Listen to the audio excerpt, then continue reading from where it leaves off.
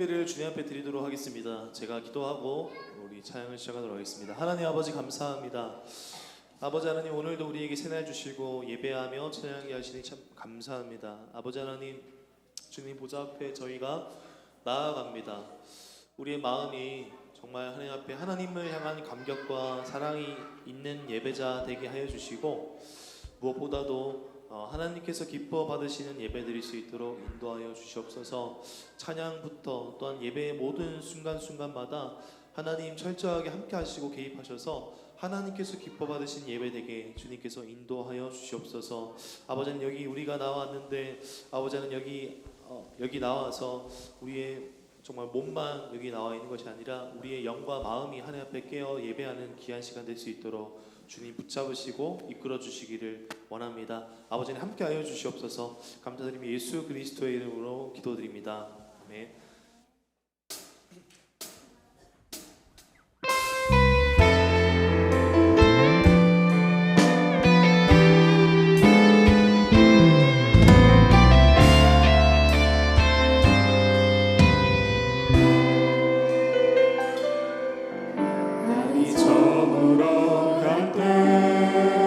빈들에서 걸을 때 그때가 하나님의 때,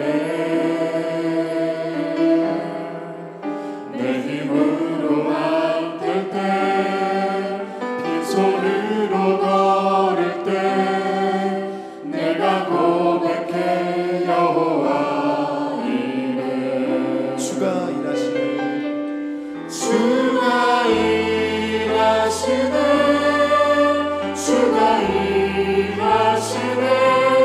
주께 아끼지 않는 자에게 주가 일하시네. 주가 일하시네. 지혜하며 얻는 자에게. 날이 저물어 갈 때,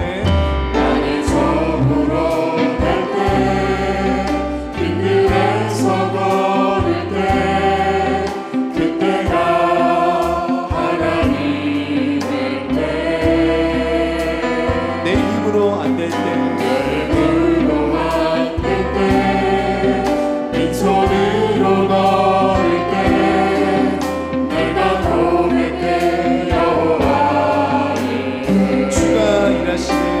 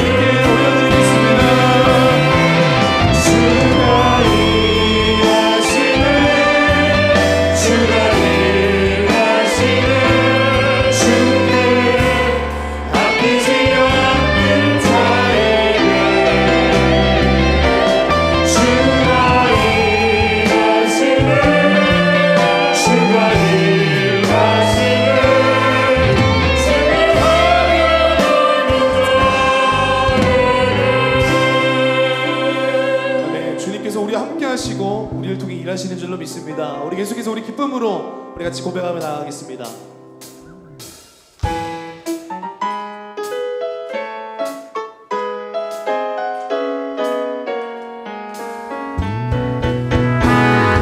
우리 영원한 구주 되시는 우리 예수 그리스도 한 분만을 우리가 노래하며 사모하며 나아갔으면 좋겠습니다.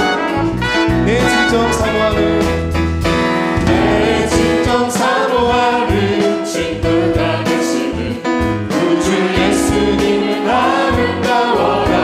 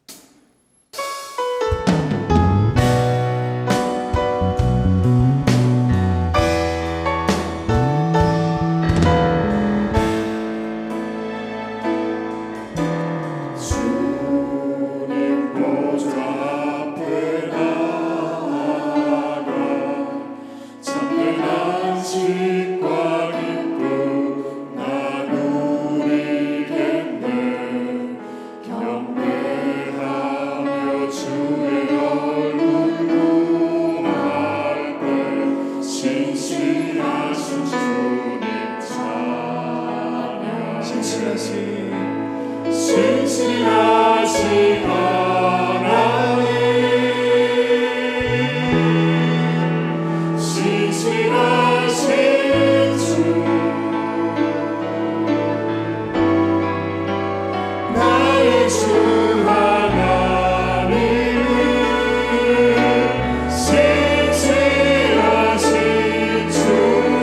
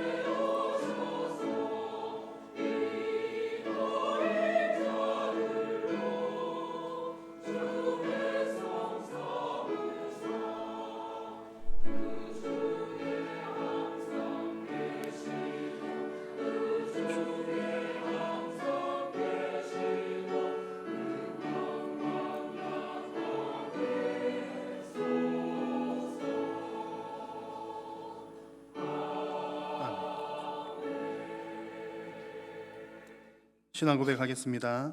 나는 전능하신 아버지 하나님 천지의 창조주를 믿습니다. 나는 그의 유일하신 아들 우리 주 예수 그리스도를 믿습니다. 그는 성령으로 잉태되어 동정녀 마리아에게서 나시고 본디오 빌라도에게 고난을 받아 십자가에 못 박혀 죽으시고 장사된 지 사흘 만에 죽은 자 가운데서 다시 살아나셨으며 하늘에 오르시어 전능하신 아버지 하나님 우편에 앉아 계시다가 거기로부터 살아있는 자와 죽은 자를 심판하러 오십니다. 나는 성령을 믿으며 거룩한 공교회와 성도의 교제와 죄를 용서받는 것과 몸의 부활과 영생을 믿습니다. 아멘. 29장 찬송 후에 김형선 안수집사님 대표기도 인도하시겠습니다.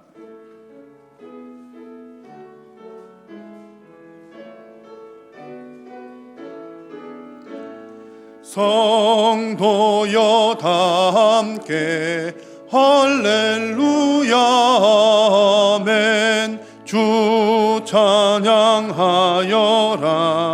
할렐루야 아멘.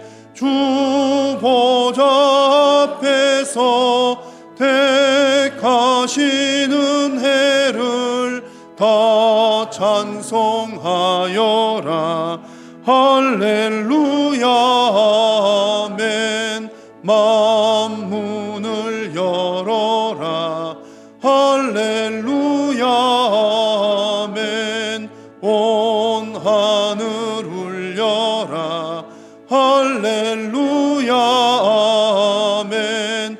인도자 되시며 친구가 되신 주 그 사랑 끝없다 할렐루야 아멘. 주 찬양하여라 할렐루야 아멘. 찬양은 끝없다 할렐루야 아멘.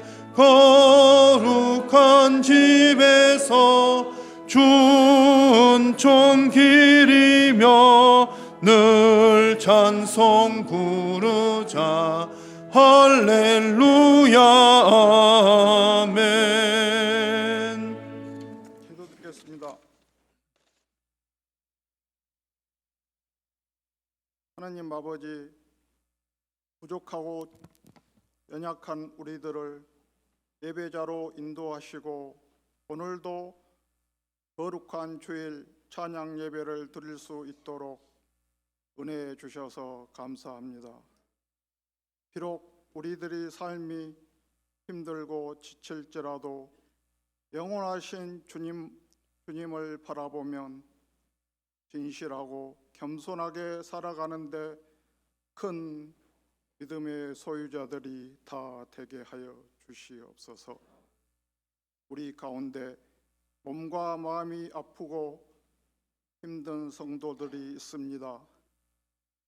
간절히 기도하는 제목마다 주님의 보혈의 피로 깨끗이 씻음받는 주의 은혜가 있게 하여 주옵소서. 이 시간 김성호 목사님을 통하여 은혜의 말씀을 받습니다. 선포되는 말씀에 능력 있게 하시고 우리는 아멘과 감사함으로 말씀에 받아 삶에 실천하며 살아가게 하옵소서. 찬양대의 찬양을 기뻐 받아 주시옵소서. 감사하며 예수님 이름으로 기도합니다. 아멘.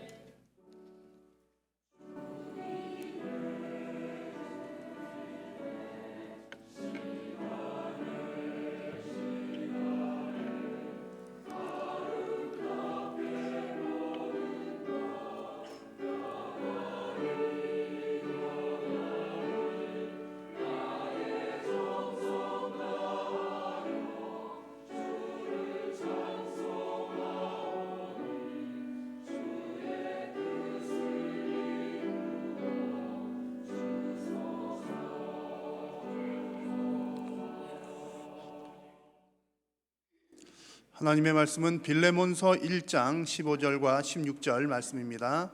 신약성경 제가 가진 성경 352쪽 빌레몬서 1장 15절 16절입니다.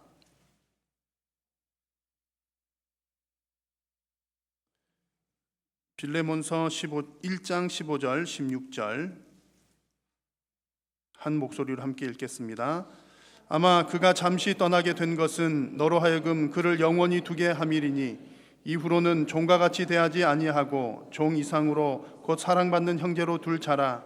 내게 특별히 그러하거든 하물며 육신과 주 안에서 상관된 내게랴. 아멘.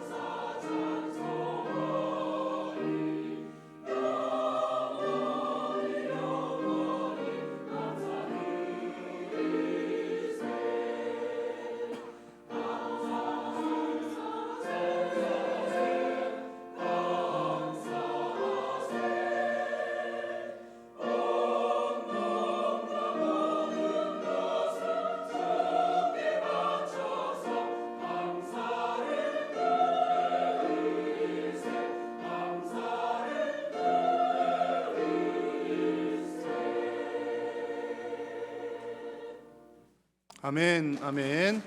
네, 감사합니다. 우리 분이엘 찬양대 찬양을 우리 하나님께서 기쁘게 받으신 줄로 믿습니다. 이 시간 우리 이병구 장로님 나오셔서 그 한자 속에 또 나타난 또 귀한 복음의 내용을 함께 나누도록 하겠습니다. 이후에 이어서 김소 목사님 통해서 은혜의 말씀 받겠습니다. 잠깐 기도하고 시작하겠습니다. 사랑이 많으신 주님, 오늘 귀한 성회를 허락하시고 우리 한 자리에 모여 주께 예배하게 하심을 감사합니다. 특별히 이 시간 우리 성도님들과 함께 말씀을 나누고자 합니다. 주께서 말씀하셨듯이 아버지 교회에서 깨달은 마음으로 5마디 말을 하는 것이 1만 마디 방언을 하는 것보다 낫다 하셨고, 또 너희는 서로 가르치고 권면하라 하셨사오니 말씀에 순종하는 마음으로 이 자리에 섰사옵니다. 주께서 성령으로 함께하사 우리 듣는 자나 말하는 자가 함께 은혜 받는 시간 되게 도와주시옵소서. 함께 영적 유익을 풍성히 누리는 시간 될 수 있기를 소망합니다. 예수님의 이름으로 기도드립니다. 아멘. 네, 감사합니다. 작년 1년 반 만에 이 자리에 또 섰네요. 이제 성탄이 얼마 안 남았는데 성탄이라는 글자의 속에 들어있는 그 뜻을 한번 살펴보고 어떤 뜻을 갖게 만들어졌는지 살펴보고자 합니다. 그에 앞서 좀 만들다 보니까 좀 욕심이 생겨갖고 다른 글자도 몇 글자 함께 보도록 그렇게 하겠습니다. 먼저 PPT 봤죠? 네, 이 글자는 글자 자자예요. 여러분 잘 아시겠습니다만 이 글자 자자는 한자를 의미하는 것이 되겠죠. 근데 이걸 해자를 해보면 움집면자에다가 아들 자자가 합해진 글자입니다.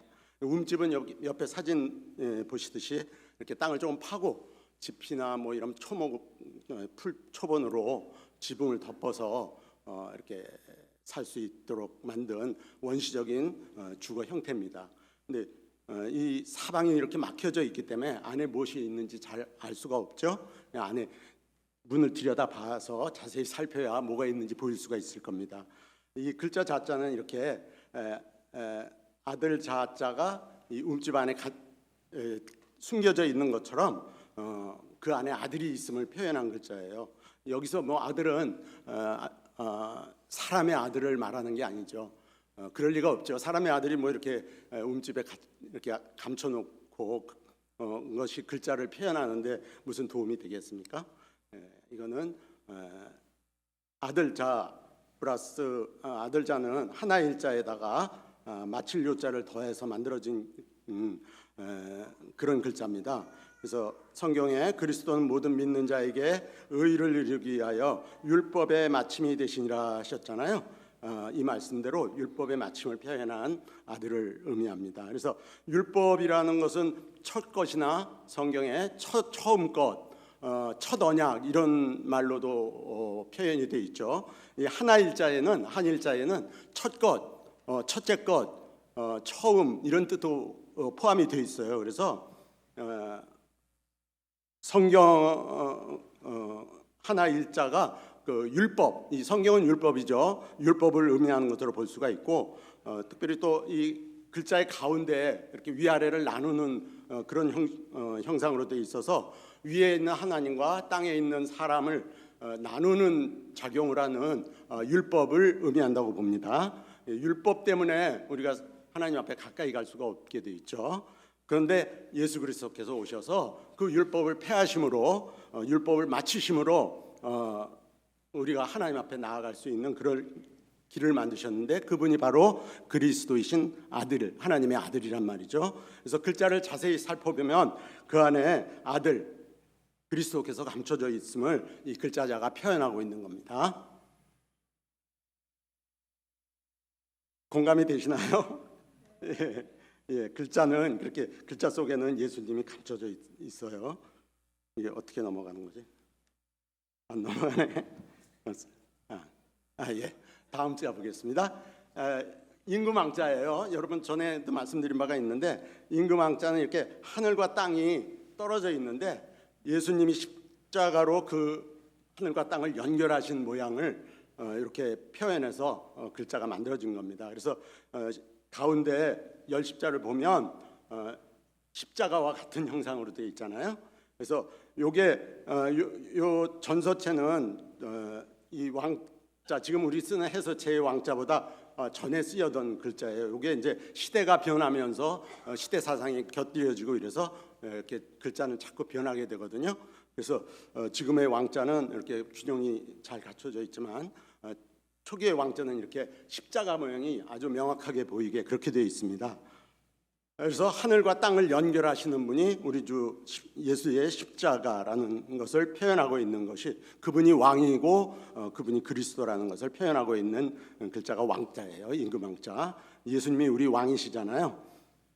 요한복음 14장 6절에 예수께서 이르시되 내가 곧 길이요 진리요 생명이니 나로 말미암지 않고는 아버지께로 올 자가 없느니라 하셨죠. 이 십자가만이 하나님께 우리가 나아가는 길이 되는 것입니다. 그런데 그 옆에 아자를 보세요. 아자는 그 가운데 예수 그리스도의 십자가 대신에 좀 다른 십자가를 넣습니다. 십자가를 모방해서 만들어 넣었는데 아주 넓고 편하게 보이는 그런 십자가를 거기다 넣었어요. 이 아자는 지금은 버금 아자로 쓰입니다만 초기에는, 옛날에는 흉하다, 악하다, 회칠하다 이런 뜻으로도 쓰였습니다. 그런데 이제 세월이 지나면서 거기에 마음심자가 붙어서 지금 악자, 악할 악자가 따로 이렇게 성립이 되어 있는데 본래는 뜻이 혼용이 되어 있었어요. 아자와 악자가 거의 같은 뜻이었어요. 그런데 사실 버금이라는 그 글자 자체도 그 뜻 자체도 좀 교만한 그 뉘앙스가 풍기는 그런 말이죠. 으뜸과 약간 떨어지는, 으뜸에 약간 떨어지는 그런 걸 버금이라고 하잖아요. 그러니까 으뜸과 어깨를 견주는 아주 좀 교만한 그런 냄새를 풍기는 그런 의미입니다. 거기 밑에 우리 성경 말씀 한번 보겠습니다. 고린도후서 11장 14절. 이것은 이상한 일이 아니니라 사탄도 자기를 광명의 천사로 가장하나니. 아주 딱 들어맞는 글자예요. 깜짝 놀랄 정도인데 이렇게 예수님의 십자가 대신에 이렇게 다른 십자가를 거기다 넣어서 자기가 왕인 척, 이렇게 세상의 왕인 척 이렇게 하는 그것을 표현한 것이 바로 아자입니다. 또 우리 함께 같이 읽어보겠습니다. 데살로니가후서 2장 4절. 그는 대적하는 자라 신이라 불리는 모든 것과 숭배함을 받는 것에 대항하여 그 위에 자기를 높이고 하나님의 정전에 앉아 자기를 하나님이라고 내세우느니라 그러셨죠. 또 그 밑에는 에스겔서 28장 5절 6절인데요. 두로 왕을 빗대어서 사단을 책망하시는 그런 말씀입니다. 거기 보면 내 마음이 교만하였고 내 마음이 하나님 같은 채 하였다고 이렇게 경고를 하십니다.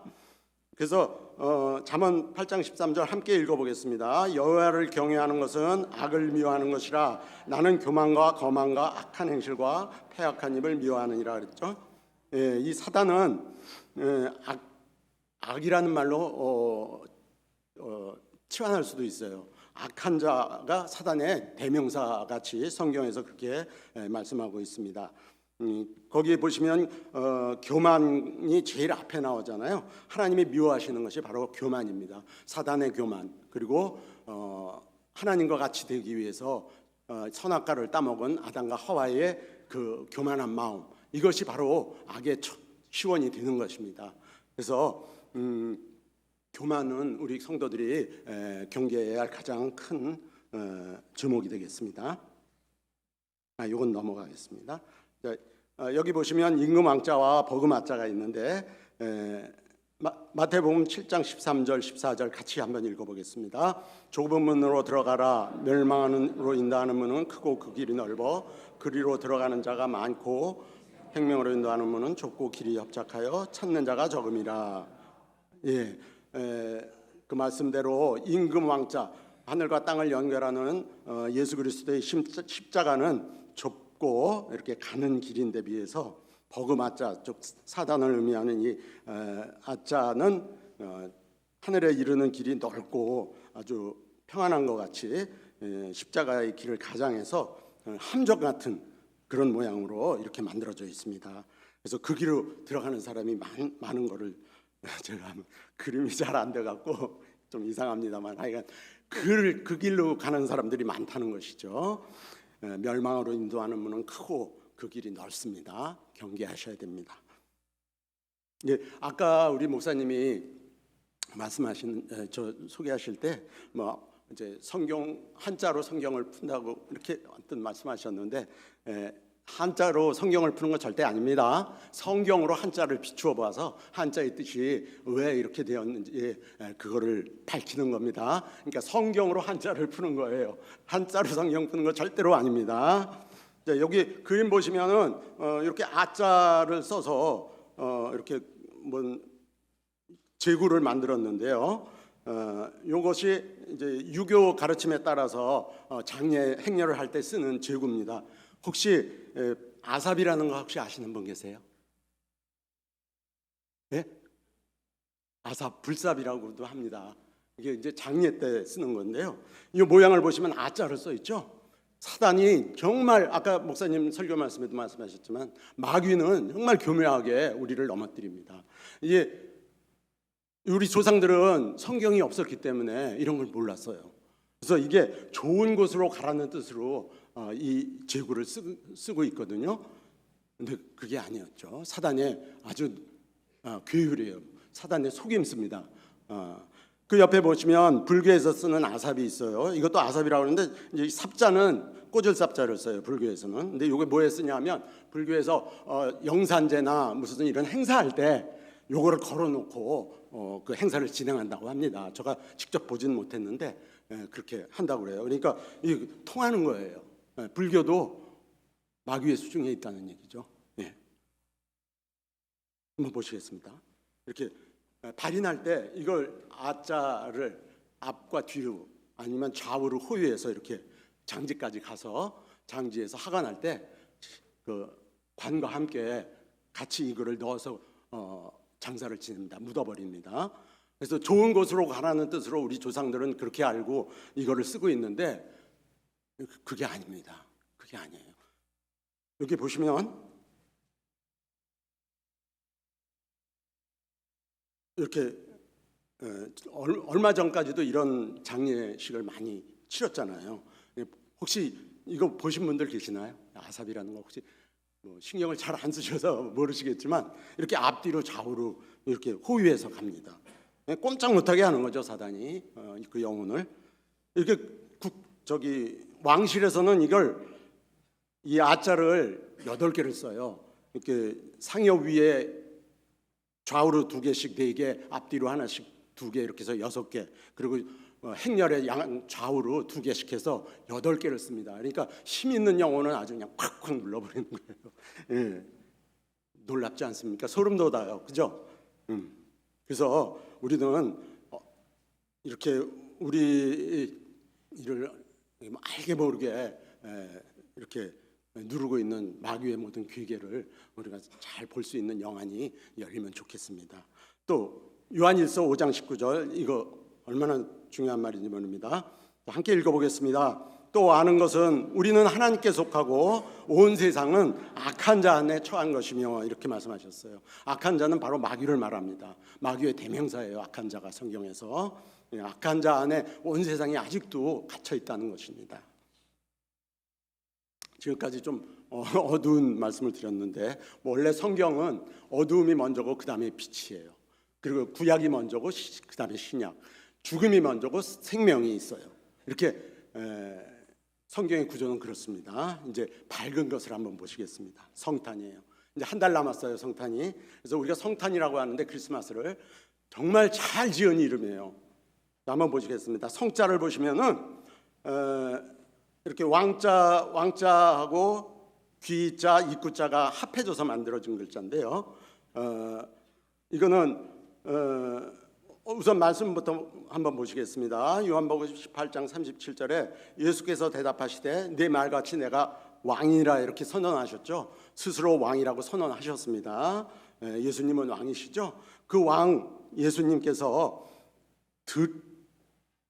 이거 밑에까지 한번 우리 같이 읽어보겠습니다. 지금 함께 읽겠습니다. 8장 40절. 지금 하나님께 들은 진리를 너희에게 말한 사람인 나를 죽이려 하는도다. 아브라함은 이렇게 하지 아니하였느니라. 또 한번 읽어보겠습니다. 나를 보내신 이가 참되심에 내가 그에게 들은 그것을 세상에 만으로 하시되 그들은 아버지를 가리켜 말씀하신 줄을 못하더라. 이에 예수께서 이르시되 너희가 인자를 둔 후에 내가 그인 줄을 알고 또 내가 스스로 아무것도 하지 아니하고 오직 아버지께서 가르치신 대로 이런 것을 말하는 줄도 알리라. 예, 이 말씀 그대로 글자를 만들어 보면 바로 성자가 되는 겁니다. 왕이신 예수님께서 왕이신 예수님께서 하나님께 들은 그것을 그 입으로 말씀하시는 것을 말씀하시는 분이 왕이다 하는 것을 표현해 놓은 글자가 바로 이 성자입니다. 그러니까 왕이신 하나님께 들은 것을 말하는 왕이 성인이다 그런 뜻이에요. 그러니까 이 성인 성자가 이렇게 자기가 자기 스스로 말한 것을 말하는 사람을 의미하는 것이 아니라 하나님께 들은 그 말씀을 그대로 전하는 그 말씀을 전하는 분이 성인이라 그런 뜻으로 만들어진 글자입니다. 아주 뭐 정확히 들어맞지 않습니까?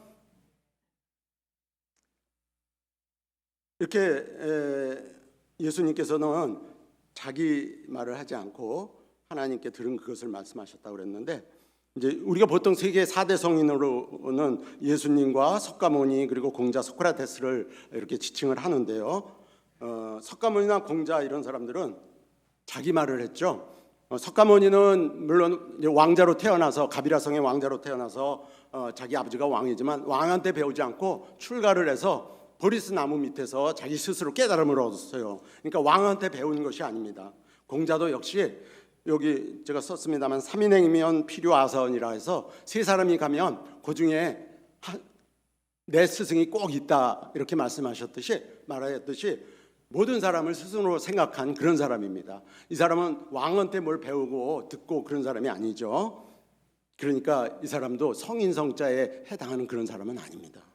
소크라테스 역시 많은 제자를 두었지만 누구한테 배웠다는 것은 잘 밝혀지지 않고 있습니다.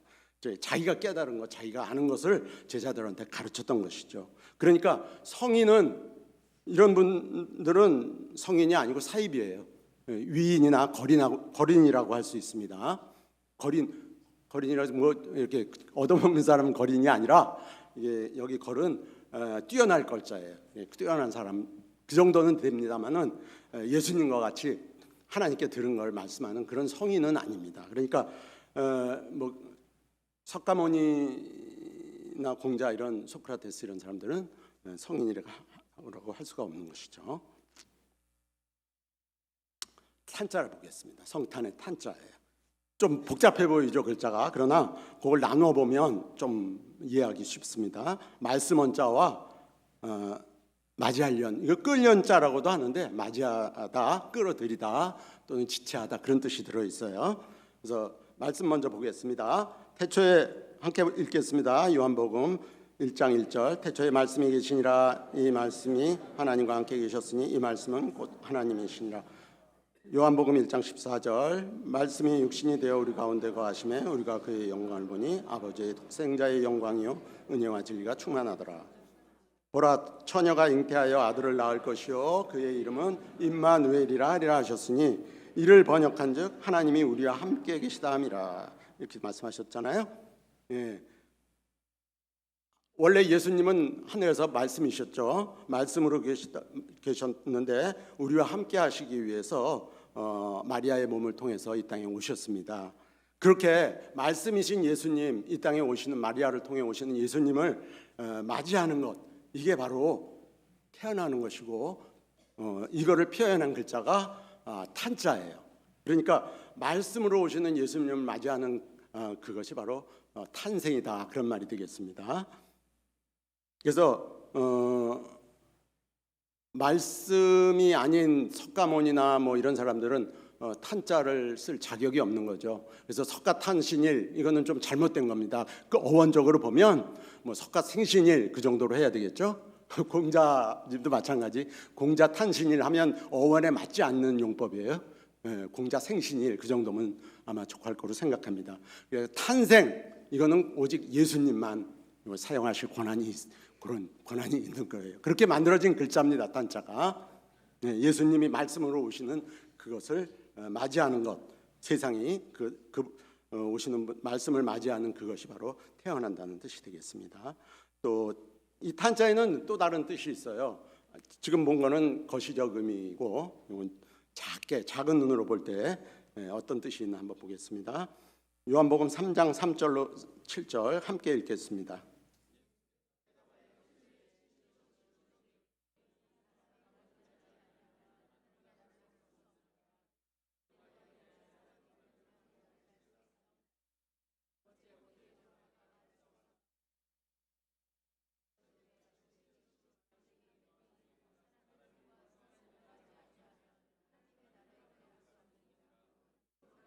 (6.25) 영으로 나온 것은 영이니 놀랍게 여기지 말라. 아멘. 이 요한복음 말씀인데 요한복음 참 중요합니다. 여러분 성경 읽을 때 요한복음을 잘 읽으시기 바랍니다. 요한복음이 성경 전체에 어떤 그 말씀의 키 같은 노릇을 할 때가 많아요. 그래서 요한복음이 많이 우리 말씀 연구할 때 많이 도움이 될 겁니다. 근데 여기 말씀하시기를 진실로 이렇게 두 번 강조하시죠. 그것이 또 두 번이나 나옵니다. 그러니까 그냥 진실로도 아니고 진실로 이렇게 얘기하시는 것은 정말 중요하고 정말 중요하다는 것을 강조하시는 것이겠죠.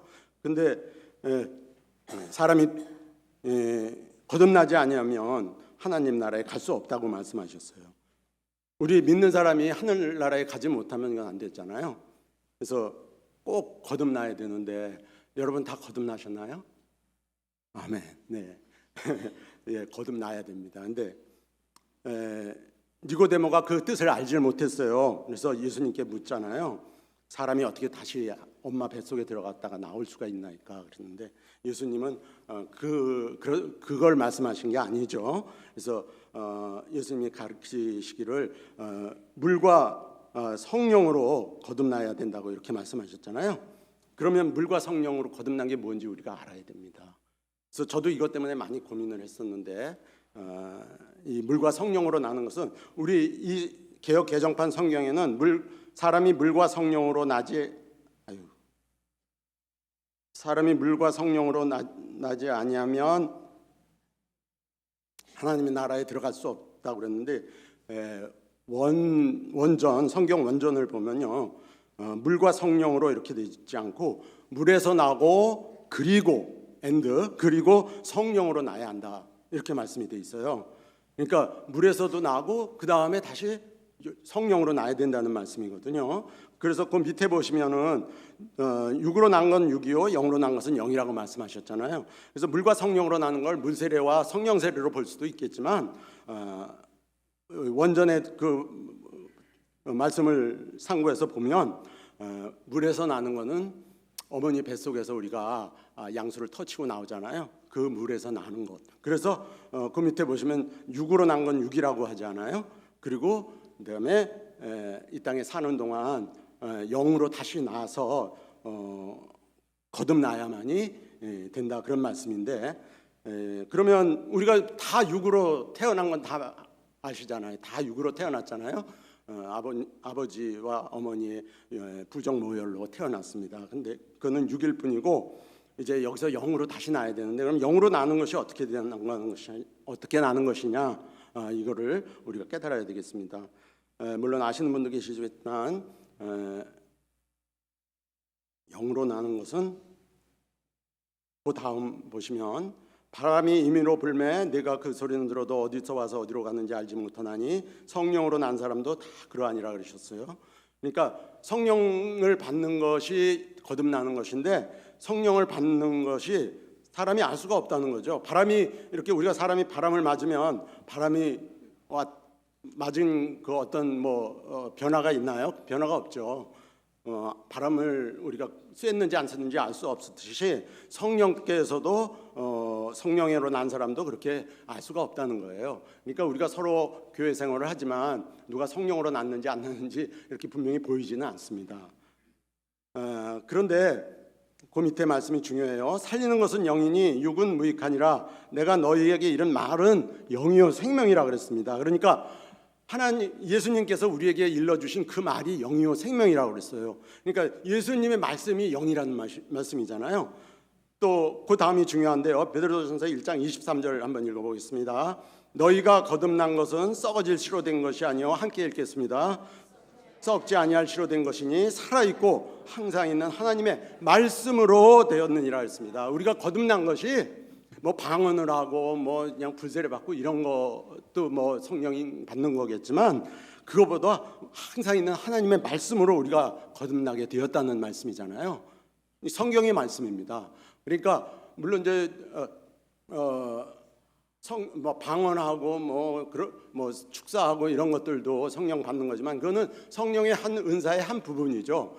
고린도전서 12장에 보면 성령의 은사가 9가지가 나오는데 그 마지막에 성령 방언과 방언 통역 이런 것들이 나오는데 사실 은사 중에 제일 아래 단계라고 할 수가 있습니다. 그래서 우리가 이 거듭난 것은 하나님의 말씀을 우리가 마음에 영접함으로써 거듭나게 되는 것을 우리가 알 수 있는 것이죠. 이렇게 그 하나님의 말씀을 영접하는 자, 곧 그 이름을 믿는 자들에게는 하나님의 자녀가 되는 권세를 주셨으니 그랬잖아요. 그러니까 우리가 말씀으로 오신 예수 그리스도를 우리 마음에 모셔드리면 거듭난 사람이 되는 것입니다. 그래서 저는 예수님을 마음에 모셨습니다. 여러분도 예수님을 마음에 모시고 계신가요? 아멘, 할렐루야. 예.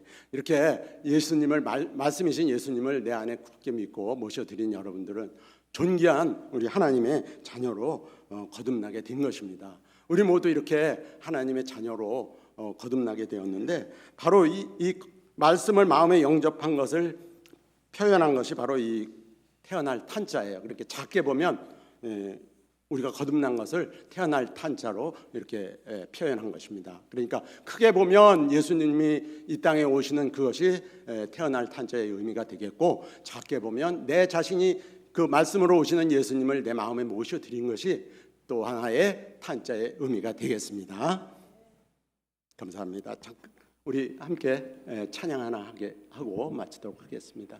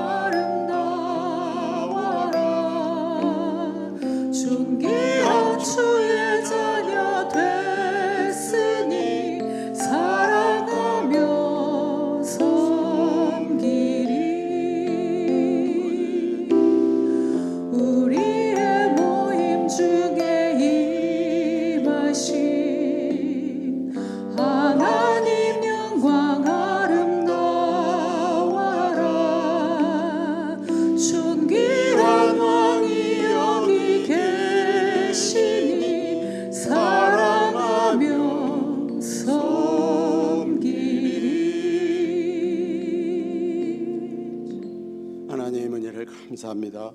우리를 주의 보혈로 구원해 주시고 주의 말씀을 받아들임으로 주의 존귀한 하나님의 자녀로 거듭나게 하셨사오니 우리가 이 믿음 굳게 지키며 우리 한일의 성도로서 우리 한일의 권속으로서 주님 부르시는 그날까지 믿음을 지키며 서로 사랑하며 아끼며 용납하며 아름다운 신앙생활을 영위할 수 있도록 주님 항상 지키고 보호해 주시옵소서.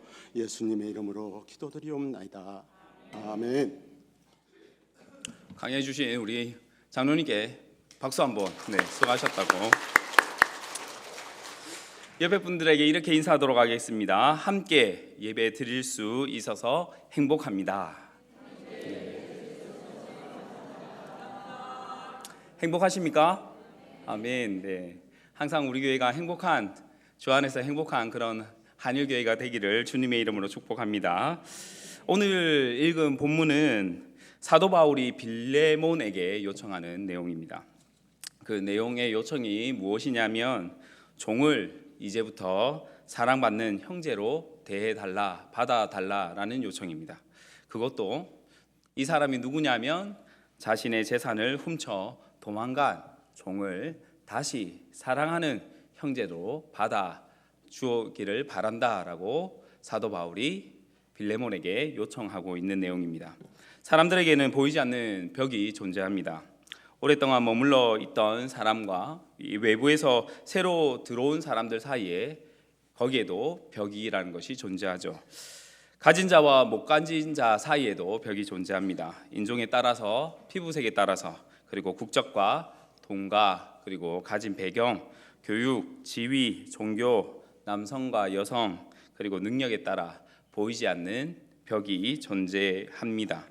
이 벽이 결코 나쁜 것만은 아니죠. 그런데 이 벽을 통해서 차별이 일어나고 그리고 억압이 일어나고 아픔이 일어난다는 것은 결코 좋은 것이 아닐 것입니다. 이런 보이지 않는 장벽, 사회적 장벽들을 뛰어넘으려고 할 때 커다란 대가를 치르게 되어집니다.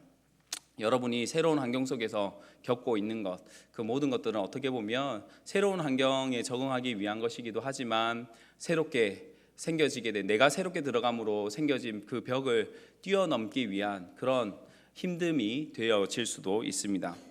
보이는 벽도 마찬가지인 것이죠. 최근 영국에서 조금 지난 일이지만 최근 영국에서 미립국 하려고 한 베트남 사람 39명이 냉동 컨테이너에서 동사 혹은 질식해서 죽었던 일이 있었습니다.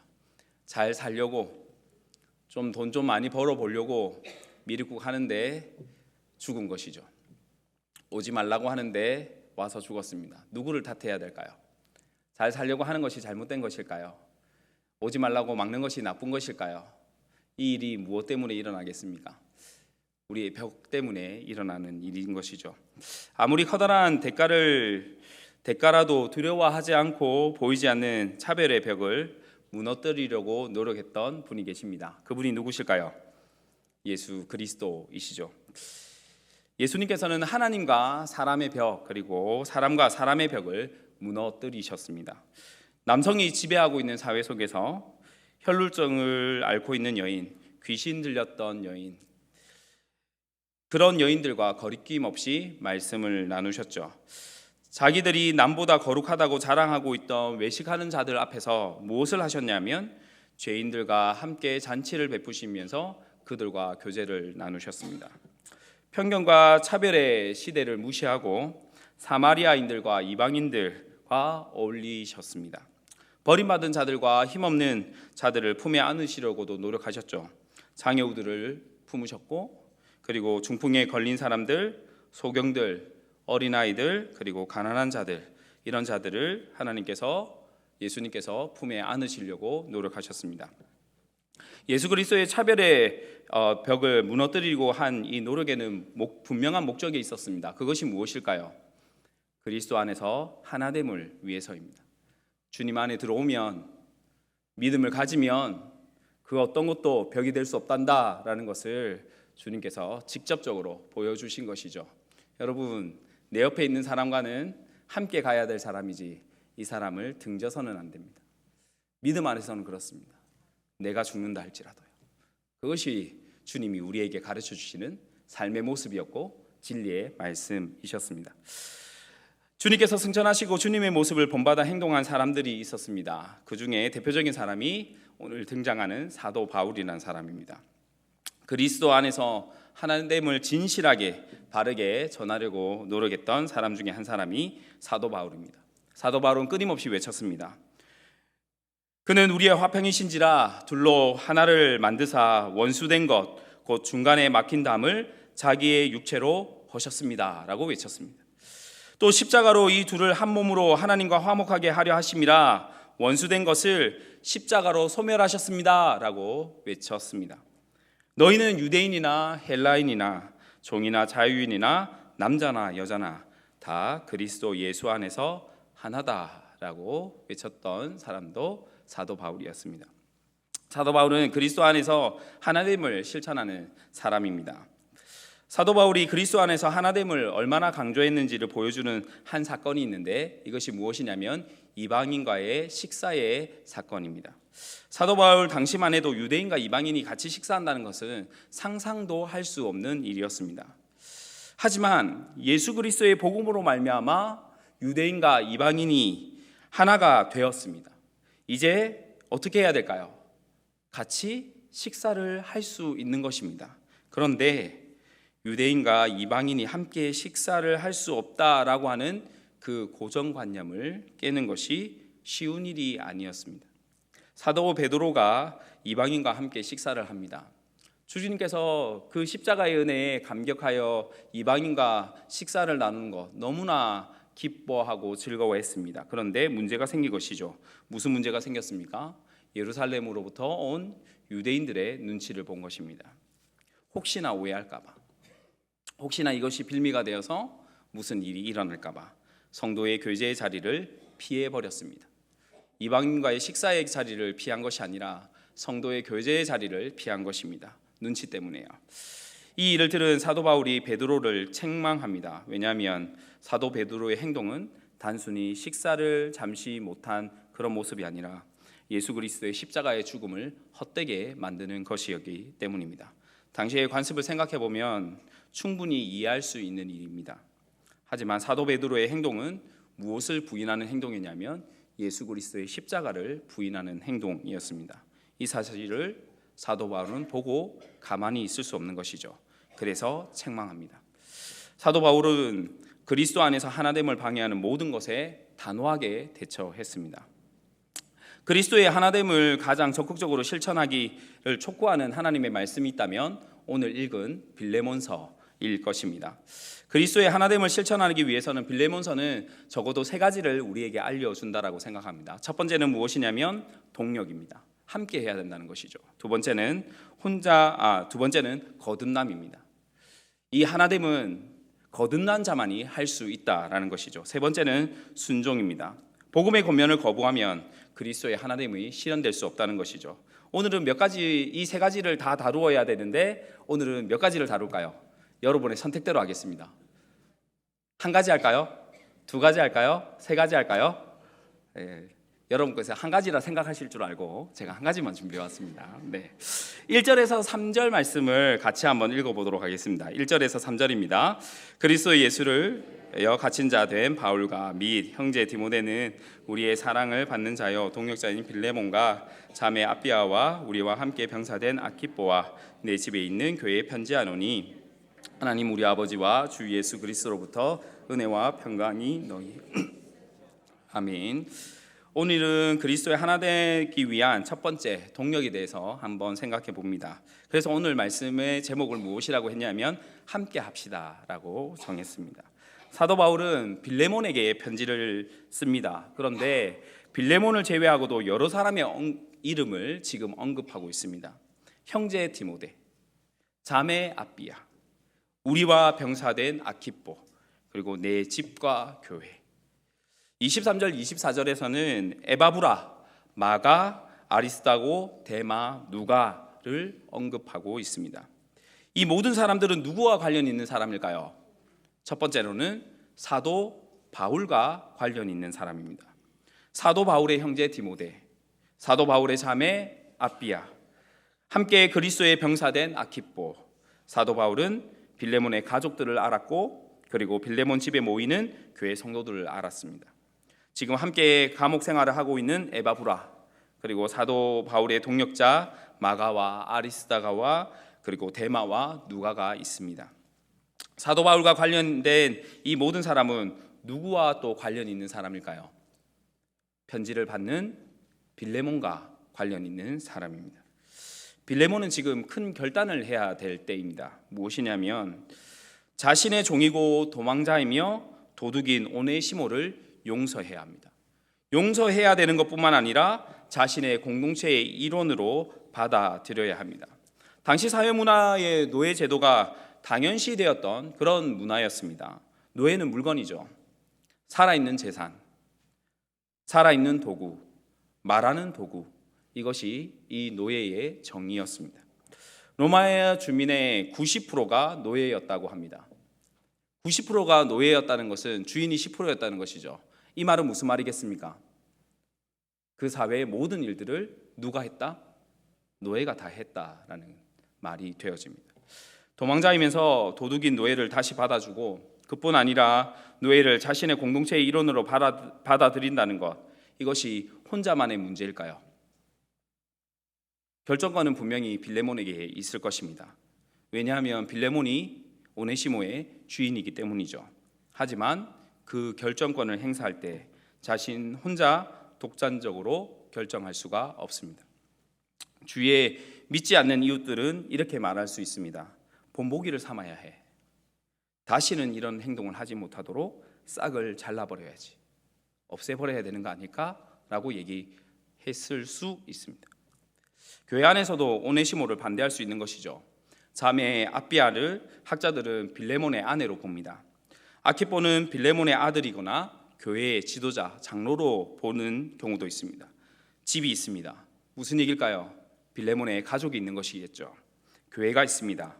빌레몬이 함께하는 주님의 몸된 교회가 있는 것이죠. 그런데 공동체 내부에서 이런 말이 나옵니다. 굳이 용서할 필요가 있을까요? 굳이 용서는 해주되 우리와 함께하는 공동체의 일원으로 받아들일 이유는 있습니까? 굳이 재산의 피해를 볼 필요가 있을까요? 바울이 갖겠다고 하지만 받기는 좀 찜찜하잖아요. 이렇게 얘기하지 않을까요? 사도 바울은 이 점을 분명히 알고 있습니다. 빌레몬 혼자 결정한다고 해서 오네시모가 자연스럽게 교회의 일원이 되는 것 아니죠. 형식상 교회의 일원은 될 수 있을지 몰라도 진정한 공동체의 한 일원은 될 수가 없습니다. 어떻게 해야 그리스도의 진실한 그리스도의 하나된 공동체가 될 수 있고 하나됨을 실천할 수 있을까요? 어떻게 하면 가능하겠습니까? 함께 할 때 가능한 겁니다. 혼자 할 때가 아니라 함께 할 때 하나됨이 가능한 것이죠. 아내가, 교회의 지도자가, 가족이, 교회가 함께 할 때 그리스도의 하나됨이 가능한 것입니다. 이 모습이 잃어버린 한 어린 양을 찾는 하나님의 마음이겠죠. 이 시간 다시 한번 인사해 보도록 하겠습니다. 함께 해 주셔서 감사합니다. 주 안에서 사랑하는 성도 여러분, 그리스도 안에서 하나가 된다는 것은 혼자 하는 일이 아닙니다. 함께 해야 하는 일이죠. 함께 함께해서 하나됨을 방해하는 장벽을 넘어서고, 함께함으로써 함께 성도의 교제를 나누고 함께 행복한 그런 한일교회가 되기를 주님의 이름으로 축복합니다. 기도하겠습니다. 하나님 아버지, 그리스도 안에서 하나된 한일교회를 이곳에 세워주심을 감사드립니다. 교회가 앞으로도 계속해서 서로 하나됨을 지켜가게 하시고 성숙하고 하나됨으로 성숙하고 성장하는 우리 한일교회가 되게 하여 주시옵소서. 감사드리옵고 예수 그리스도의 이름으로 기도하옵나이다. 208장 찬송입니다. 208장입니다.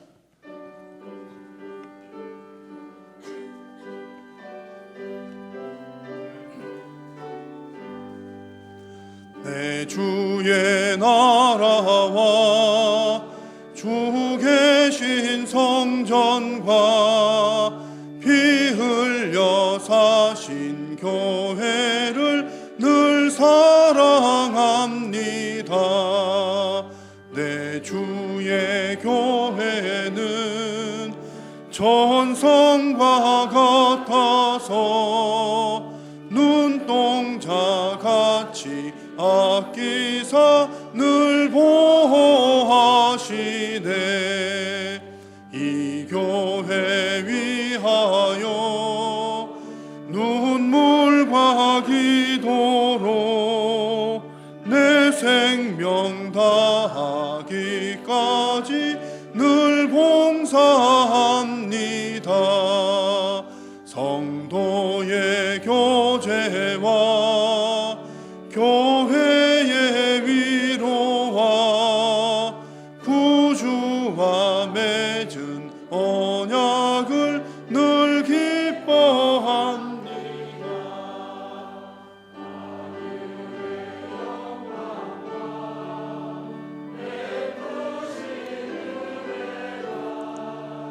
진리와 함께 영원히 시온에 넘치네. 아멘.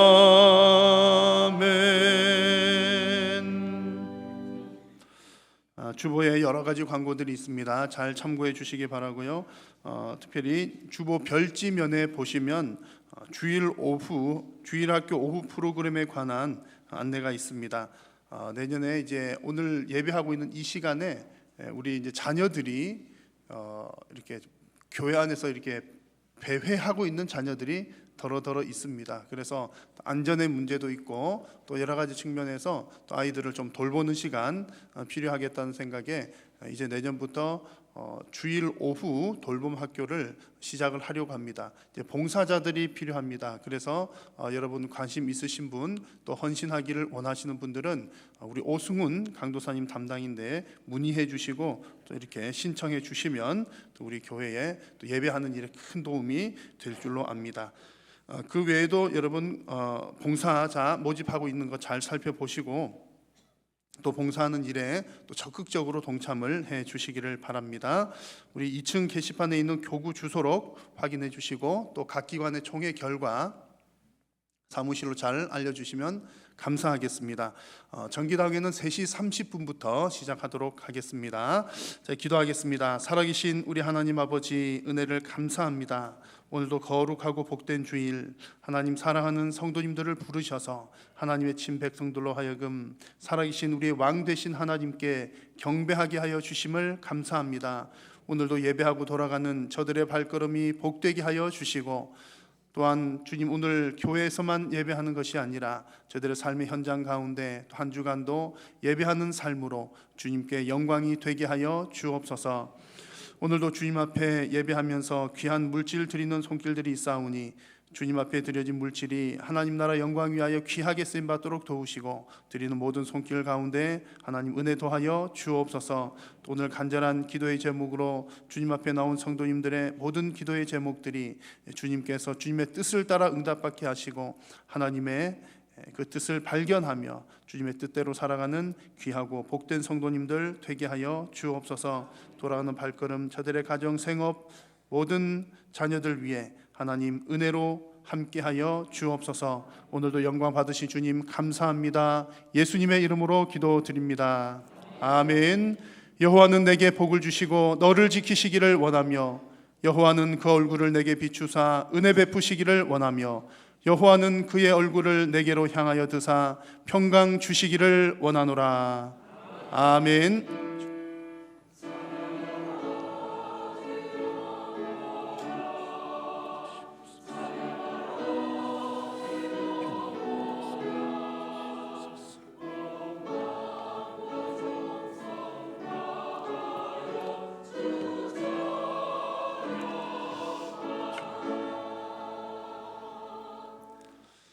아멘. 예배를 마쳤습니다. 서로 인사 나누고 돌아가겠습니다. 사랑합니다. 축복합니다. 사랑합니다. 축복합니다.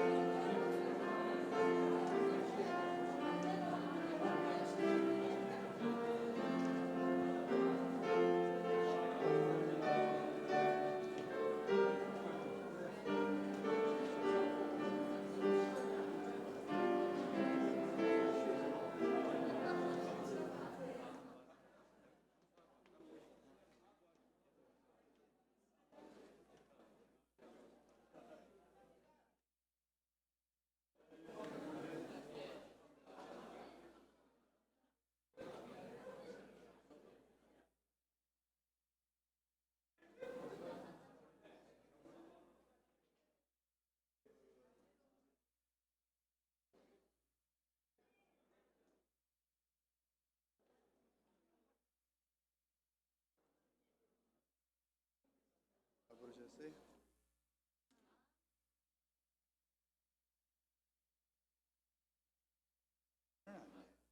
네, 예산 안에서 근데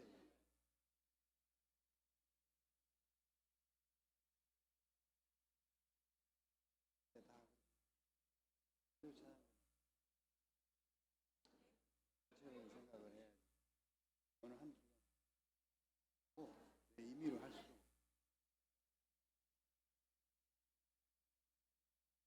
네, 사실 그 전체를